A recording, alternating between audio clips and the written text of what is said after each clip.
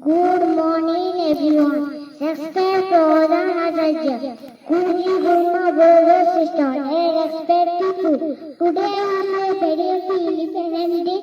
I am Asad Amankara. I am class 2 student of Saraswati Vidya Mandikam Sada. Now I talk about Independence Day. We are celebrating 78 years. Independence Day of India. India's first prime minister in 15 August 1947, we raised national flag. On this day, we sing national song Jana Gana Mana.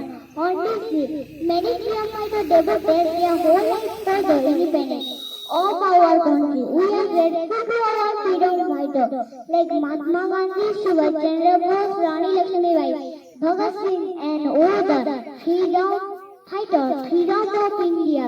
We are enjoying several rights. Our freedom is priceless.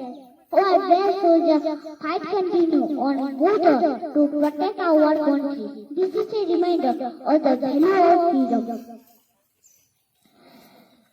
Our flag represents our pride and identity. So ask not what your country can do for you. Ask what it can do for your country. We should always respect our country. This is a national festival. This is a feeling. Let us be proud to be an Indian. I love my